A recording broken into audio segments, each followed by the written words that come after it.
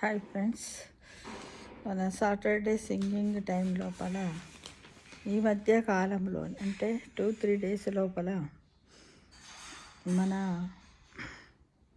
ఎవరు అంటే మన ప్రముఖ సంగీత విద్వాంసుడు గరిమెళ్ళ బాలకృష్ణ ప్రసాద్కు సంగీత అభిమానులు కడసారి కన్నీటి వీడుకోలు పాడుతూ అతని యొక్క అభిమానానికి, అతడి చేసినటువంటి సేవలకు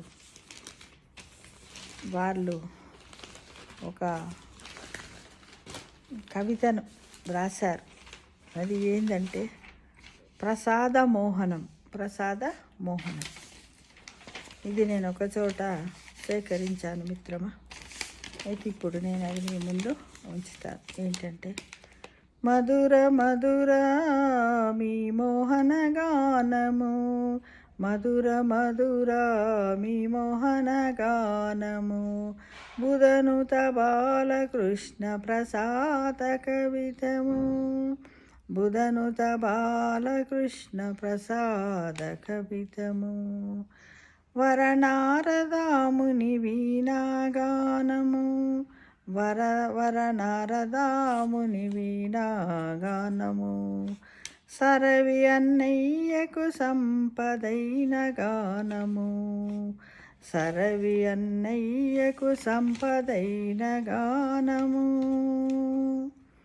చరరామదాసుకు జనవైన గానము, చరరామదాసుకు జనవైన గానము, తిరమై త్యాగయ్యకు ధనమైన గానము, తిరమై త్యాగయ్యకు ధనమైన గానము, భక్తజనుల హరి భజనమే గానము, భక్తజనుల హరి భజనమే గానము, శక్తులో వీరుల శౌర్యమీ గానము, శక్తులో వీరుల శౌర్యమేమి గానము, రక్తుల ప్రేమ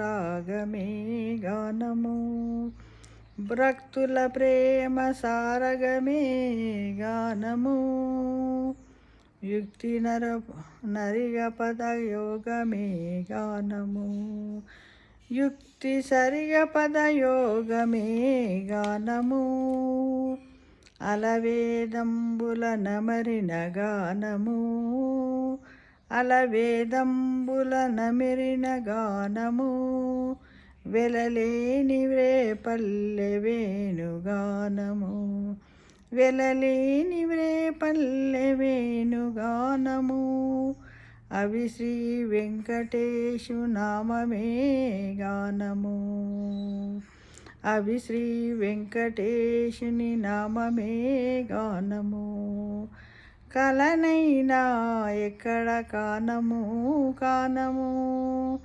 కలనైనా ఎక్కడ కానము కానము.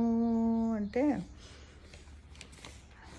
సంగీత అభిమానులు వారి గురించి, వారి గానం ఎలా ఉంది అందరికీ తెలుసు. గరిమెళ్ళ బాలకృష్ణ ప్రసాద్ గారు ఏంటంటే మన అన్నమయ్య కీర్తనలు 500 గీతాలకు పైగానే ఆలపించారు.